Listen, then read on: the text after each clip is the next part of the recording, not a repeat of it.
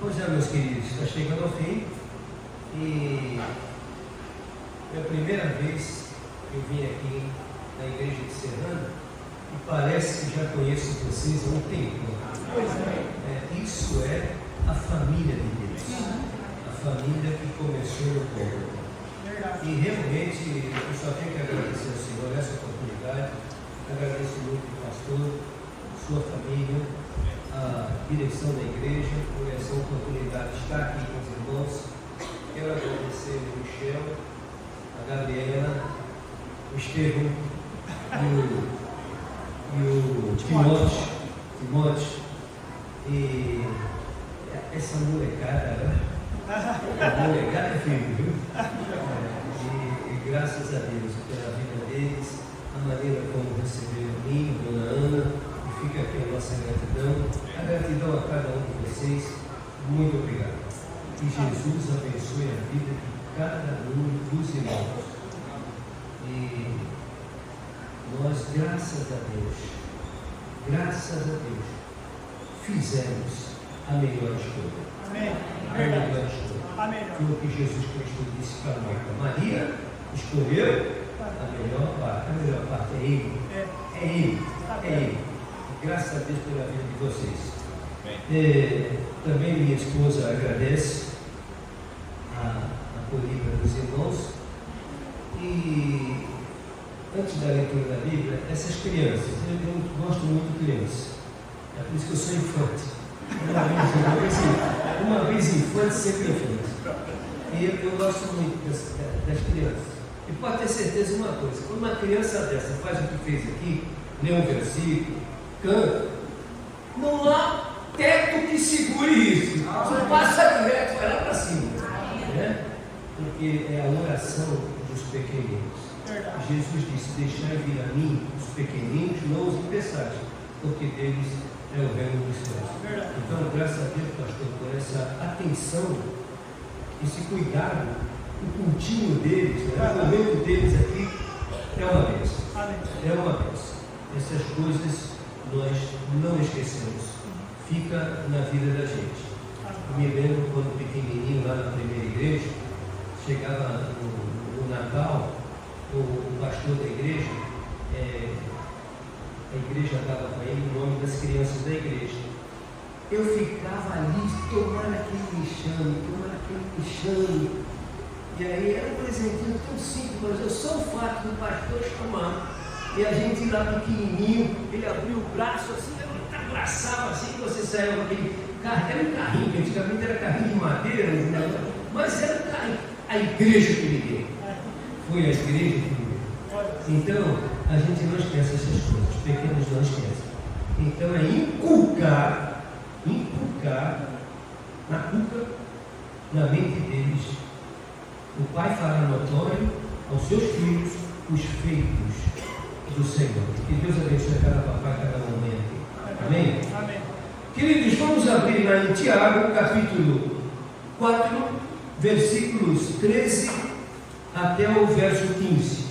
Tiago, capítulo 4, versículo 13 até o verso 15. Em referência à palavra do Senhor, vamos colocar em pé.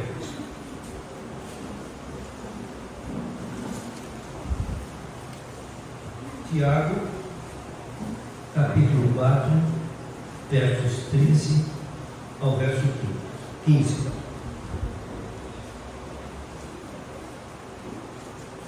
Tiago, capítulo 4, versos 13 ao verso 15.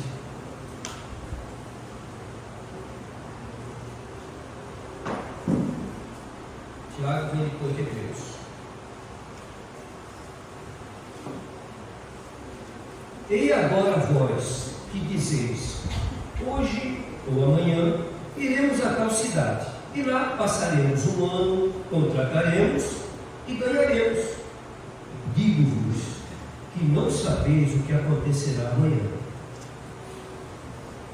Quem sabe? Ninguém. Ninguém sabe. Digo-vos que não sabeis o que acontecerá amanhã. Em lugar do que devias dizer, se o Senhor quiser, e se vivemos, faremos isto ou aquilo. Se quiser, se o Senhor quiser, e se vivemos, faremos isso ou aquilo. Mas agora vos gloriais, no verso 16, mas agora vos gloriais em vossas presunções. Toda a glória, tal como esta, é maligna. Que Deus aplique a leitura da sua santa palavra aos vossos corações. Me deixem destacar o verso 14. Digo-vos que não sabeis o que acontecerá amanhã. Por quê? Olha que pergunta. O que é a vossa vida? O que é a vossa vida? É um vapor, uma nuvem, que aparece por um pouco e depois desaparece, se desvanece. Que Deus aplique a leitura da sua santa palavra aos nossos corações. Podem sentar, irmãos. Meus queridos, nós vamos falar aqui alguns minutos sobre a morte. Não é um assunto muito bom, mas é um assunto real. Ela é real. Quer goste, quer não goste, a morte vai acontecer. É uma questão de tempo. Não adianta. Não tem o que mudar. Não muda. Irmãos, isso é que eu admiro e é tremendo e divinamente explicado a razão do que é a Bíblia. O que é a Bíblia? A Bíblia é a fala viva de Deus. A Bíblia é Deus falando com o seu povo. A Bíblia é comunicando Deus ao seu povo. A Bíblia nos mostra tudo e todos os segmentos da vida. Tudo que nós vamos fazer a nossa jornada, a Bíblia explica. Amém. A Bíblia explica tudo. É um livro que explica tudo. E tem uma coisa com relação a esse assunto morte. Tiago compara a vida como um vapor, uma nuvem. Você pode olhar, ver a nuvem, aquelas nuvens bonitas, não? Aí abaixa a cabeça, daqui a pouco você olha, já não está mais lá, já passou. Jó fala que a vida é semelhante ao botão de uma flor, que vem, vai desabrochando, aí fica aquela flor viçosa. Mas uns 2, 3 dias, aquela flor viçosa vai fazendo assim, e as petalazinhas caem. Jó comparou a vida a isso. É rápido, passa rápido, diz Moisés, e nós voamos. A vida passa rápida e nós voamos. Queridos, e com relação à Bíblia, para falar desse assunto morte, porque às vezes as pessoas não entendem exatamente as coisas com relação à morte. Por exemplo, por que a Bíblia nos adverte tanto mais a respeito do inferno do que do céu? Porque, gente, o inferno é um lugar de perdição eterna. É um lugar onde o bicho nunca morre, é fogo eterno, é uma separação. E tem que ter um inferno. Tem que ter um inferno. O inferno é uma questão de justiça. É uma questão de justiça. Afinal, Deus mandou seu Filho, pregando, trazendo a graça, a bondade, o amor de Deus. Veio pregar a sua palavra para nos levar para o céu. E o que os homens fizeram? Menearam os ombros, enxovalharam o nome do Senhor e o levaram para uma cruz. E hoje o mundo continua crucificando Jesus Cristo. É por isso que tem que ter duas classes de pessoas: a classe dos salvos, que depois da morte vão para o céu, e a classe dos incrédulos, dos ímpios, dos que não têm Cristo. E não adianta, tem que falar, porque a Bíblia manda falar, esses vão para o inferno. Não tem jeito. Não tem jeito, não tem jeitinho. Muita gente diz: eu quando morrer Deus vai dar um jeito. Não, Ele já deu. Ele já deu, foi alto, o preço foi alto. Verdade. E o homem ainda rejeita, zomba. Convenhamos. Acha que ele, pelos seus méritos, por ser bom, por ser, não fazer mal a ninguém, não, ele está salvo. Não está não, porque no céu não tem ação meritória. O céu é mérito de Cristo, e só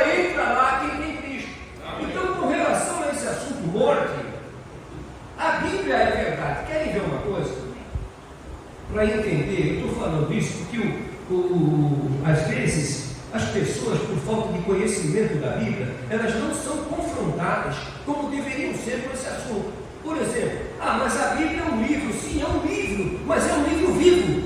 Amém. É um livro vivo, é um livro que não passa.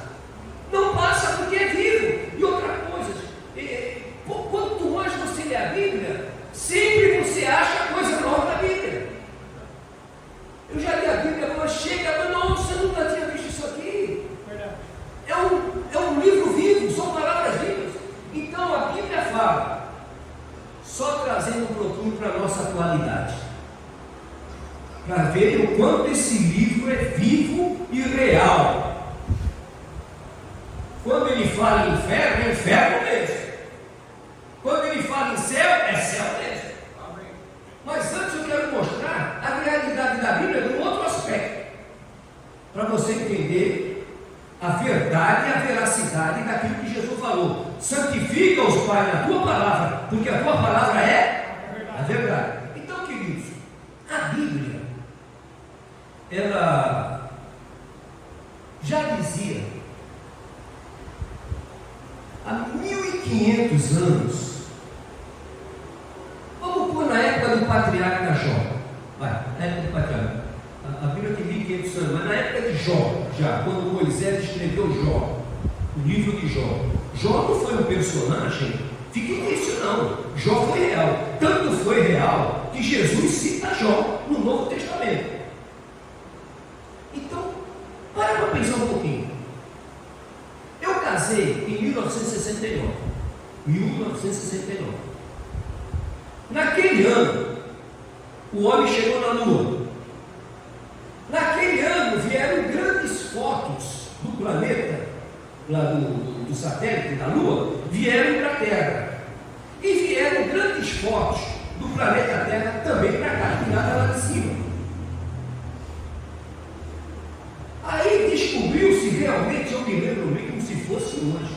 Tinha um jornal em São Paulo, os mais antigos aqui devem se lembrar, chamava-se Diário da Noite. E nesse jornal saiu na primeira página lá: acabou o Clube dos Quadrados. O que era o Clube dos Quadrados? Era um clube de cientistas que julgavam que a Terra, por ser os 4 pontos da Terra, usava-se muita expressão, né? Os 4 cantos da Terra, a Terra era quadrada. Mas chegaram as fotos tiradas lá de cima, um planeta azul maravilhoso.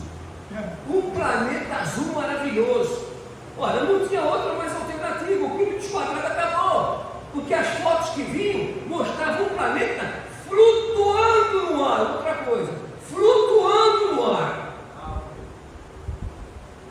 Aí você agora, veja bem, pega a sua Bíblia, isso em 1969. Aí acabou esse negócio, os livros de historiografia tiveram que ser trocados. Planeta redondo. Planeta redondo. Agora você abre a Bíblia lá em Jó, no capítulo 37, verso 12. Jó 37, verso 12. Atualizada fala redondeza da terra. 37, verso 12. Eu vou fazer uma pergunta depois para vocês entenderem bem direitinho. 37,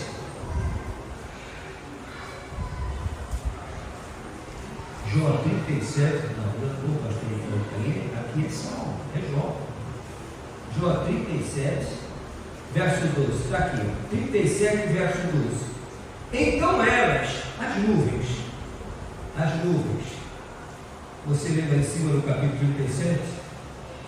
Então elas, segundo o seu prudente conselho, se espalham em redor, para que façam tudo quanto lhes ordena sobre a redondeza da terra.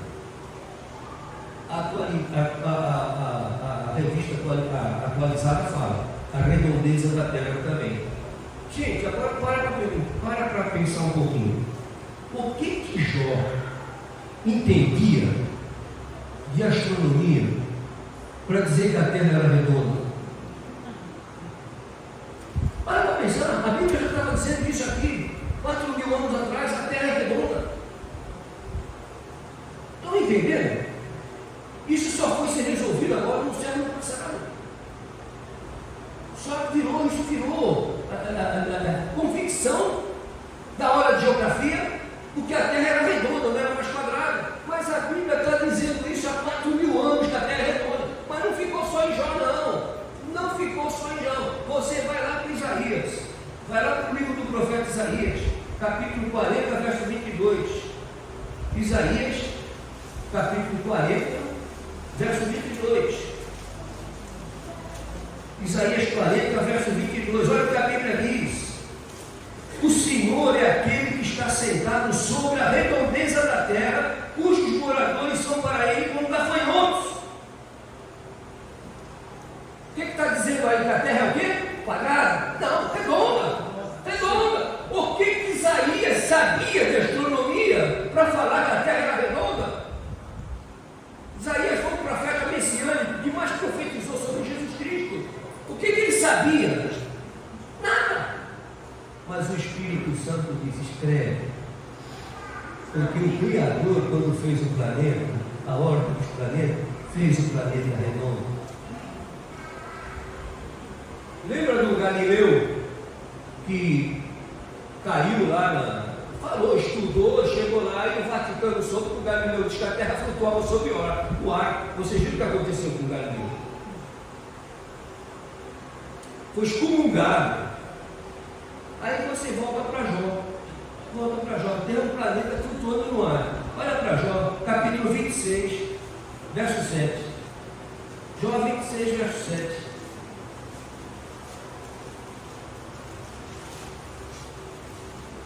Jó 26, verso 7. O norte estende sobre o vazio e suspende a terra sobre o nada. O que Jó entendia disso, gente? A Bíblia foi escrita por homens inspirados por um Deus vivo. Amém. Inspirado por um Deus vivo. Não é fruto da carne. Não, olha, a mente humana não tem capacidade de escrever o que está na Bíblia. Não tem. Tanto é que livro vem, livro vai, autores vêm, autores passam. Mas a Bíblia, Jesus falou: os céus e a terra não passarão. Os céus e a terra passarão, mas as minhas palavras não passarão. Céus e terra passarão, mas as minhas palavras não passarão. Está aí. Está aí. Voltaire, um dos ilustrados, queria acabar com a Bíblia na Europa. Mandou queimar a Bíblia. Meteu fogo na Bíblia. E se vangloriava e dizia: acabei com a Bíblia na França, acabei com a Bíblia, e vou acabar na Europa. Queimou, foi a queimação de Bíblia nas ruas. Quem é Voltaire? Mas Deus é tremendo. A casa onde Voltaire morava, lá na França, hoje virou uma agência da Sociedade Bíblica Francesa. A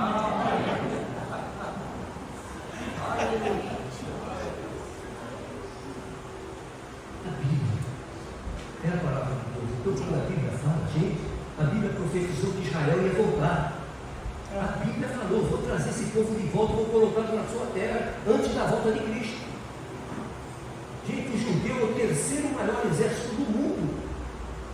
Gente que chegou lá, quando Israel foi fundado, Ben-Gurion em 1947, 14 de maio de 47, Israel vinha de uma segunda guerra dizimado. A ONU votou que Israel teria direito a um Estado, porque ninguém queria receber os judeus. Então estava criando um problema. Os judeus iam para um lado, não podiam entrar, e o outro país não podia entrar. Estava criando um problema. Até que a ONU então disse: vai ser decretado um Estado de Israel. Mas ninguém enchia mais nada, ficou nisso.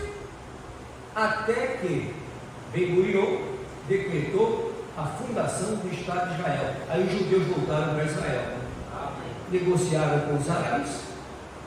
A pior parte da terra de Israel ficou com os judeus. Lagos de Himalaia, Pantanaus, pântanos.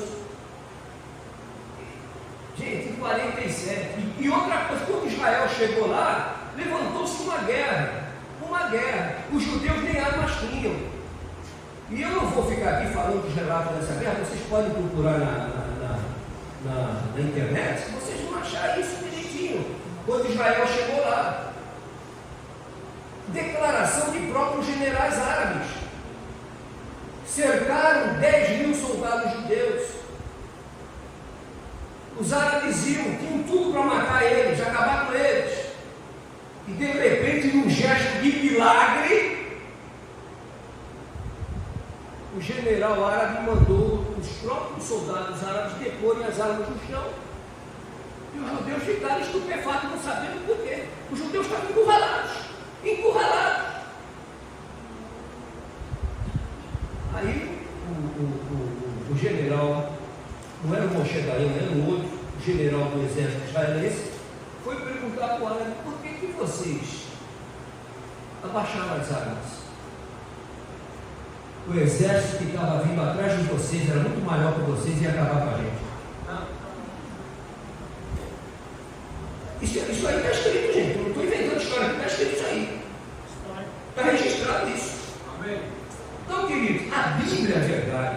Amém. A Bíblia fala, e dentro dessa verdade, para terminar essa introdução, a Bíblia diz que o homem vai morrer. Alguém duvida? Vai morrer.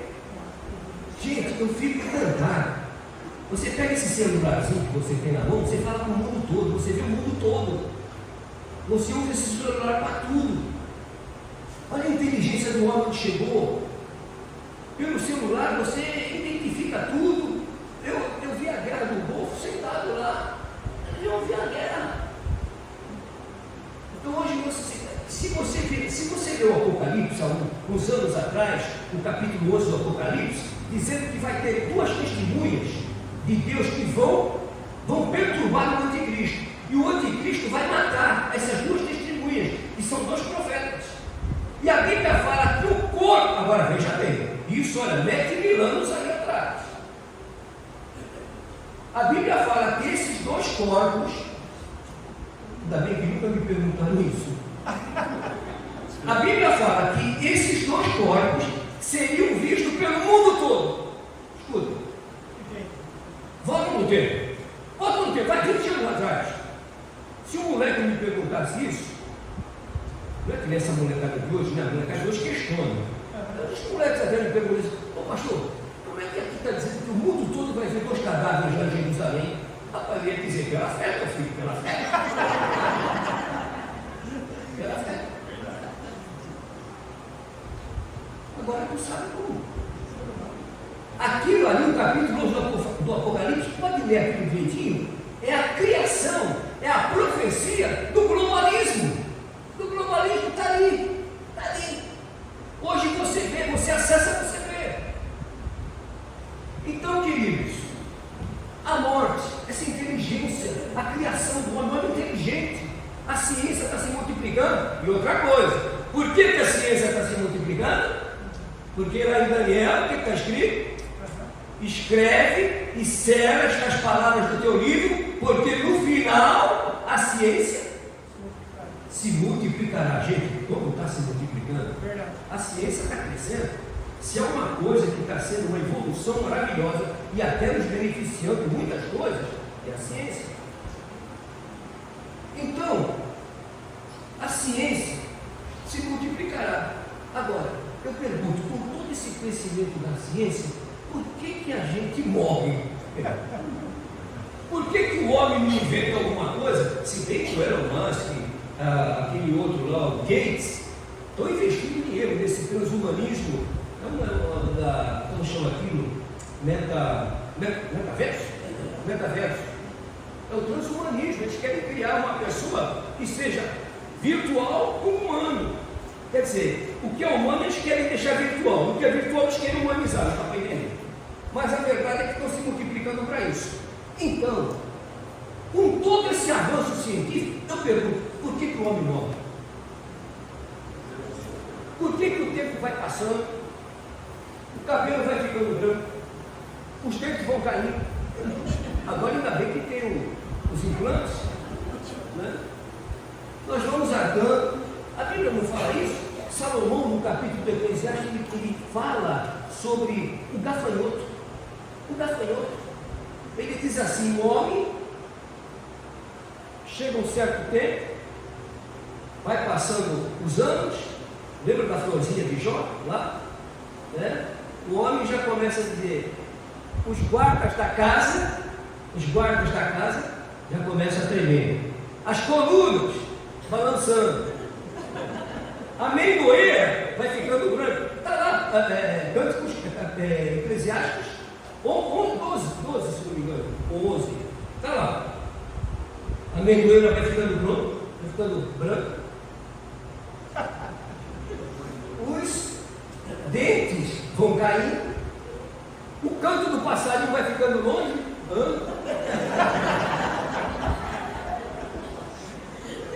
o passarinho ficando longe, o sol vai ficando cada vez mais escuro.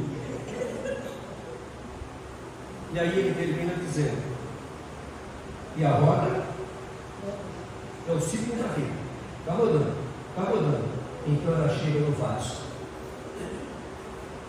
o vaso se espatifa, essa casinha de barro, e pega o que caiu do vaso, quebrado, e põe 7 palmos de fundura.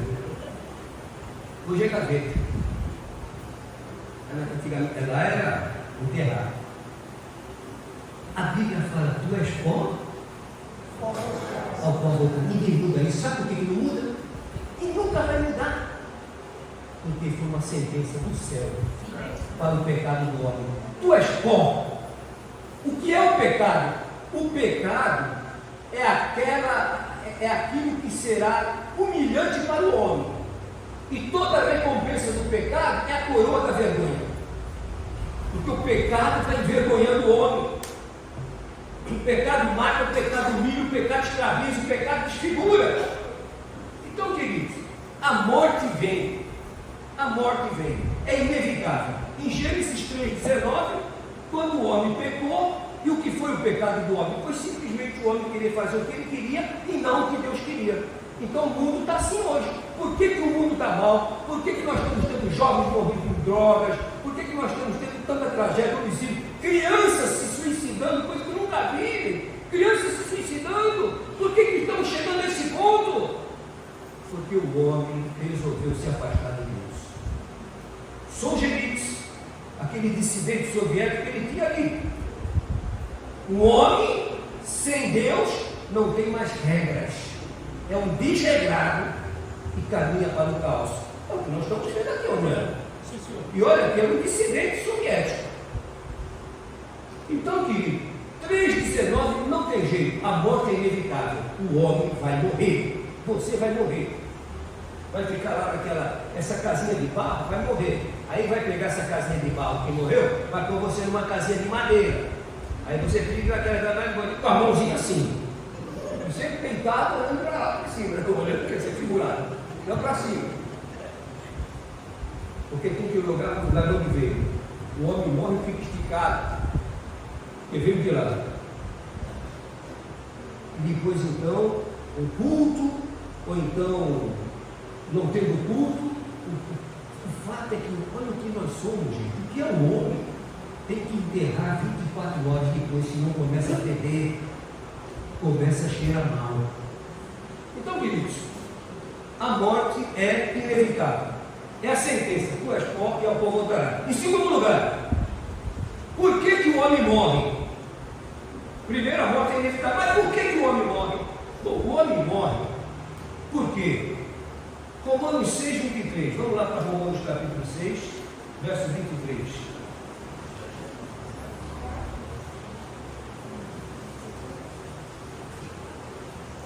Esse relógio não é nada misericordioso, nada.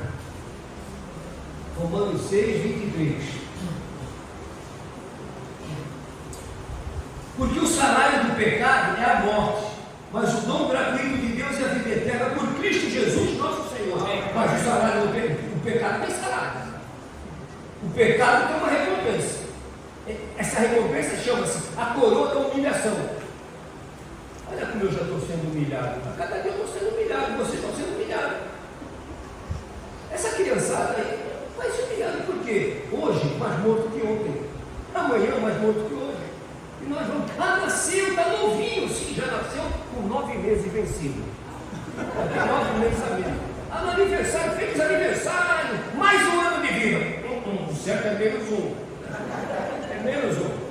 Então, vamos morrer. Agora, por que o homem morre? Porque o homem pecou, o homem entrou pelo caminho dele, de desobediência, ele quer fazer as coisas dele. Ele acha que ele é Deus.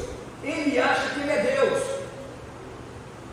E quer fazer as coisas da maneira dele. Por isso é que nós estamos aí tendo um mundo que realmente é revoltado, é rebelde, não quer saber de Deus. Os irmãos estão olhando ali, eu mesmo, uma coisa vai cair aí, tem outro.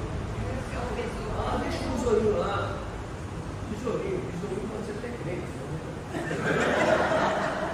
Olha para cá. Entendeu, irmãos? Então, a recompensa pelo pecado do ser humano. E aqui, esse ponto, eu vou terminar falando sobre. Não adianta que ela é inevitável, a recompensa será uma recompensa e não tem jeito de escapar. Agora, hoje, lembra que eu falei para vocês do meu pai? Eu tive um paizão. Meu pai foi uma pessoa maravilhosa na minha vida. Eu vi Jesus Cristo na vida do meu pai. Isso para mim é o máximo que eu posso dizer do meu pai. Eu vi Cristo na vida daquele homem. Então, quando eu era pequenininho, eu gostava que ele me contasse as histórias. Ele tinha sempre umas histórias para contar. Eu me deliciava com as histórias. Eu ria. E tinha umas histórias que marcaram. E me marcaram tanto que eu tenho usado às vezes ilustrações. E meu pai fez isso com meus filhos também. Depois foi com os netos dele, contava com meus meninos. E eu escutava ele contando com meus meninos, me lembrava quando ele fazia isso comigo. E ele me contava uma que era a minha preferida. E aí, meu filho, qual é a história que você vai querer ouvir hoje? Pai, eu conta do careca. Carecas aí, fiquem tranquilos. Conta do careca, do careca. Do careca. Mas meu filho já disse, pai, conta do careca. Do careca é. Aí ele me contou. E certa vez um jovem, bonitão, achava que morte era para velho, não para jovem, e ele andando despreocupadamente pela rua, até que de repente ele estava distraído, pensando nos seus planos, no que ele ia fazer, apareceu na frente dele a morte, toda de preto, com uma foice aqui do lado. Ele assustou. Quem é a senhora? Só a morte. Morte? O que a senhora veio fazer comigo? A senhora chegou. Não, é com você mesmo. Eu só vim avisar que daqui a 6 meses eu venho buscar você. A senhora está enganada. Eu estou começando a minha vida, eu sou jovem. Eu não quero saber. É você, ainda estou te avisando. É você que eu venho pegar. E de repente ela sumiu. E ele fica agora. Depois ela aparece. Olha, esqueci de te dizer uma coisa. Não tem para me enganar. Que eu nunca fui enganado. É tu mesmo. E ele falou, e agora o que é isso? Aí ele pegou, chegou em casa, já meio agitado. Isso foi coisa da minha cabeça e tal. Mas que nada, aquele foi uma filha, ela falou comigo, eu falei com ela, que coisa. Ele começou a falar uma coisa, eu vou agora me aproveitar o que eu tenho esses 6 meses. Aí foi para Gandaia, caiu na farra, tal, passa um mês, aí assim, aí para e tal, e passeando, passa segundo mês, faltam uns 4 meses, 3 meses. E ele já começando a ficar assim, 2 meses, 1 mês. Aí ele para pensar, o que eu vou fazer? Eu tenho que fazer alguma coisa. Aí ele começa a ver os cartazes na cidade. Dia tal, das 9 à meia-noite, vai ter o aniversário da cidade, o grande baile da cidade. Ele olhou a data, foi o que ela me disse. A data que ela falou que veio me pegar, mas justamente no baile. E estava lá, ela tinha dito para ele: eu venho te pegar para ouvir às 11 horas da noite. E ele olhou, vai ir até meia-noite. O que eu vou fazer? Até que enfim passou, chegou o dia. E lá foi ele. Quando ele chega lá, está todo mundo já dançando, começa o baile 9 horas, e ele olha no relógio, 9h30, e ele ali, olha no relógio, 10 horas já começou a suar. Então o suor corria pela mão dele. Aí ele parou num canto. O que foi que ele viu? Ele viu o barbeiro da cidade. Ele olhou para o barbeiro, puxou o barbeiro pelo braço: vem cá, vem cá. Puxou o barbeiro. Aí disse assim: olha, eu te dou tanto para você rapar meu cabelo, tirar tudo, zero. Mas como é que eu vou sair daqui? Aí puxou aquelas notinhas, todo mundo, um dinheirinho. O barbeiro falou: vai pra já. Levou ele lá no salão, tudo pertinho, levou ele no salão, cortou, voltou para carequinha, tirou o bigode. Aí ele chegou lá e falou: mas ainda falta alguma coisa. Aí ele viu o porteiro. Ele falou: porteiro. E quando ele vai falar para o porteiro, quem ele vê também perto do porteiro, da portaria, sentado numa cadeira, segurando uma varinha, está o cego da cidade, com aquele óculos escuro. Ele chegou para o cego e disse assim: eu quero esse óculos. Ô meu amigo, eu sou um deficiente visual, eu não posso ficar, eu te dou tanto por esse óculos. Seu óculos. Colocou o óculos irreconhecível, careca de óculos escuros. Mas não satisfeito, foi lá no porteiro e disse assim: você quer dançar? Ah, eu queria, você está de serviço. Olha, eu te dou tanto, tu me dá a tua roupa, nós trocamos, eu fico no teu lugar e tu vai dançar. Quando você me dá tanto, na hora, foram para lá no banheiro, trocar de roupa, lá vem ele. Aquela farda da prefeitura, carequinha e com óculos escuros. Irreconhecível. Rapaz, quando ele olha no relógio, 10 para as 11, ele fica ali. E suando. 5 para as 11. 11 horas.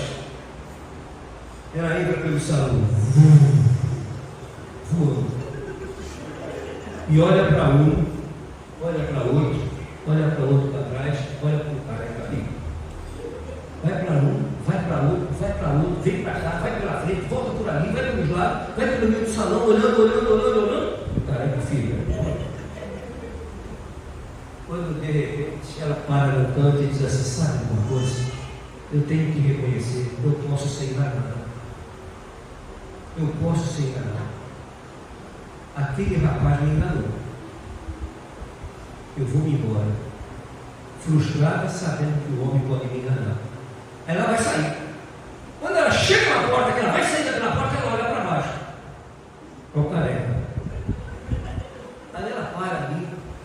Ela diz assim: puxa, eu vim de tão longe para pegar um rapaz e vou voltar de mão vazia. Esse careca está diferente de todo mundo. Levou o careca. Essa reação de vocês era minha. Eu reagi assim. E meu pai ficava me olhando. Eu reagi assim. Eu ria. Era a minha história predileta. Mas o que meu pai queria me ensinar é que esse careca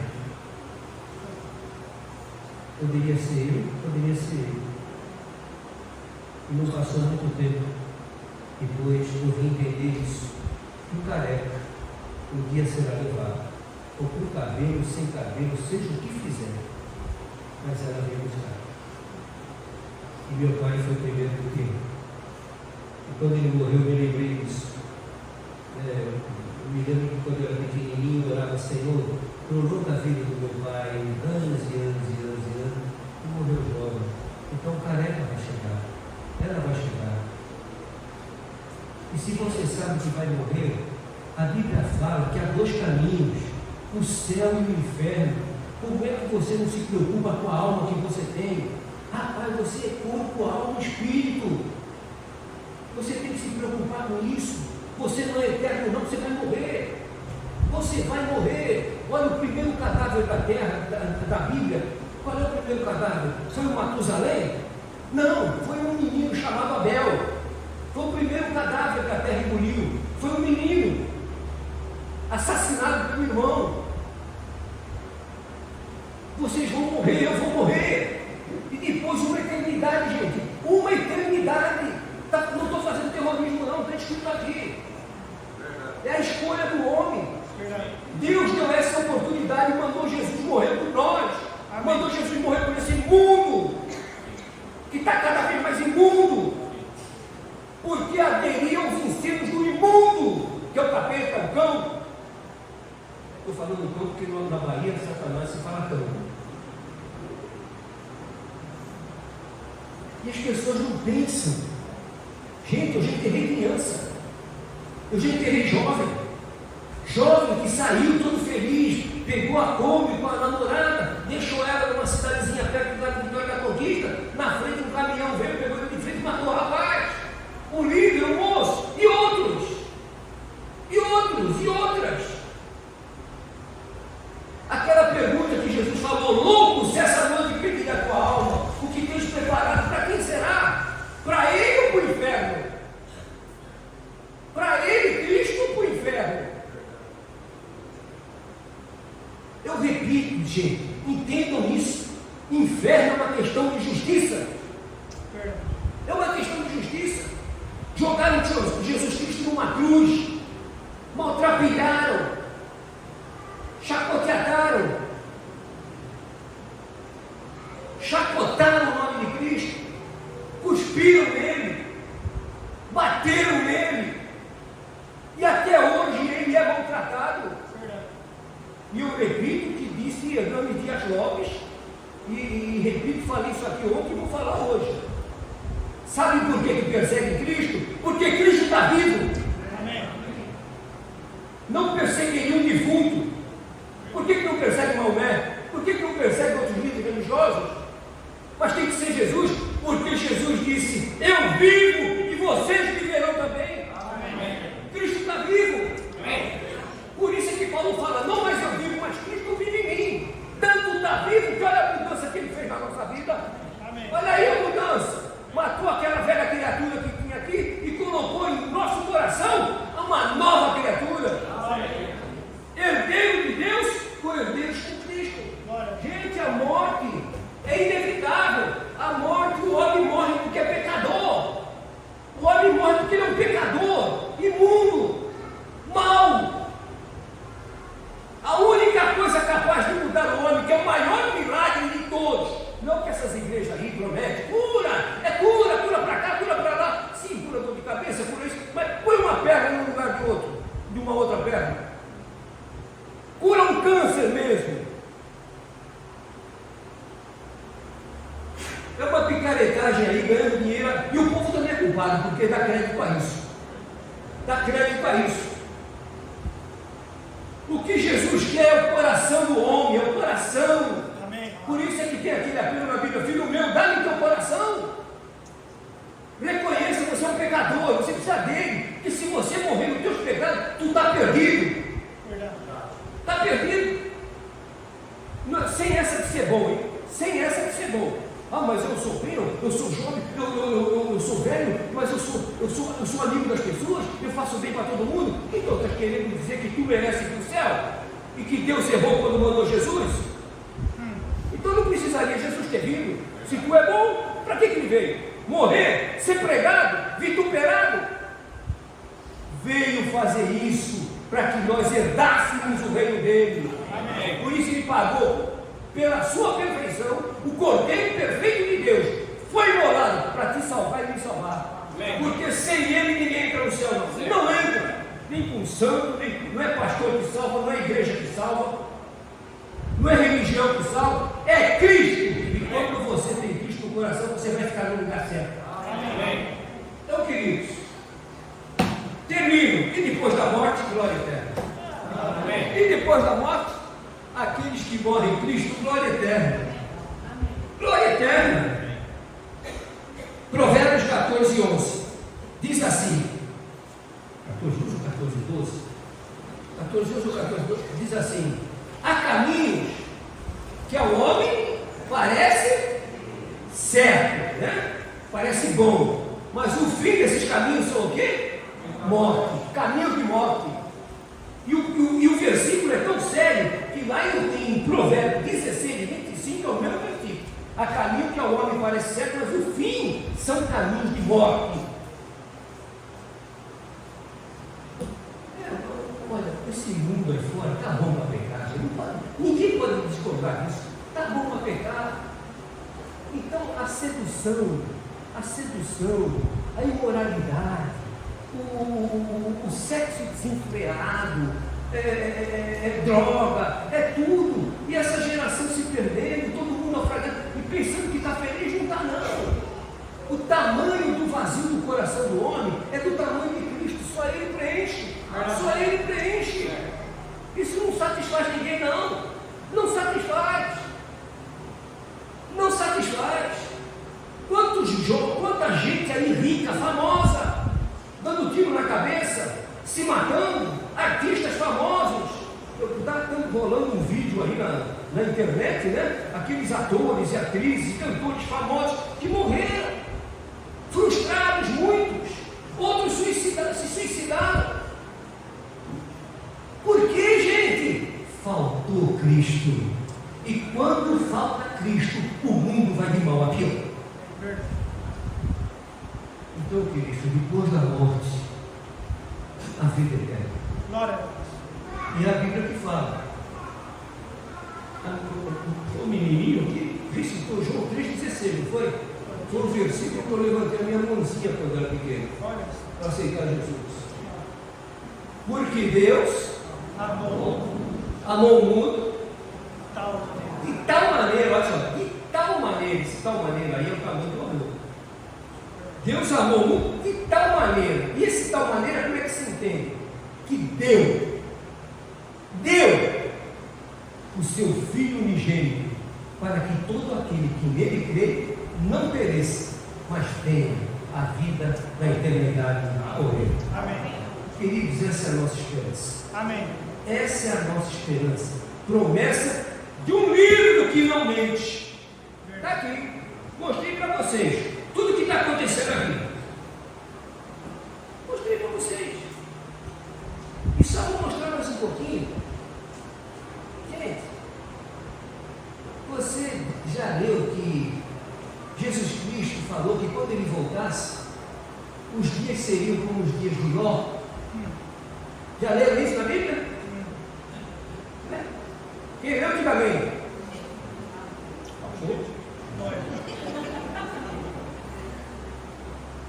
Você já leu na Bíblia que Jesus Cristo vai voltar nos dias como foram os dias de Noé e nos dias de Ló? Sim. Já leu? Sim. Sou pastor, mas os dois aqui. Gente, o que marcou os dias de Ló? O que?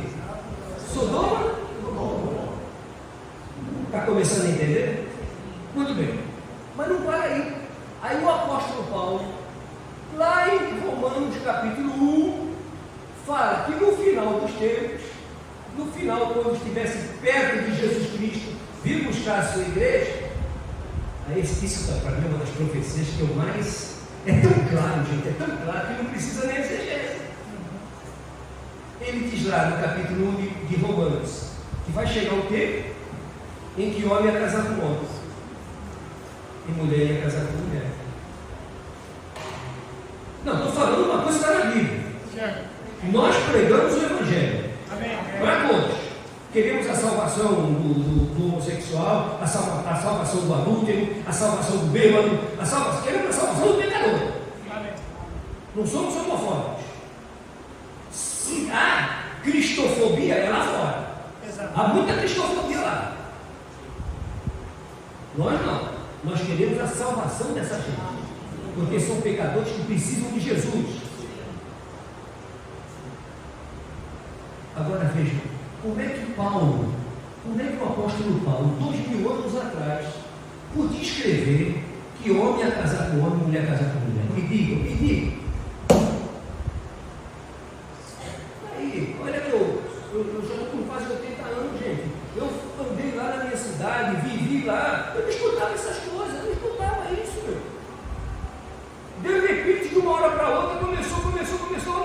chegando? Olha onde estão chegando. Ideologia de gênero. Crianças se suicidando porque já não sabem nem mais o que é. Ô livro maravilhoso. Amém. Livro maravilhoso. Sim, Senhor. Esse livro, irmão, Amém. é a fala de Deus, garantindo vida eterna aos que creem, mas também garantindo juízo para aqueles que não deram crédito à pregação. Que Deus nos abençoe.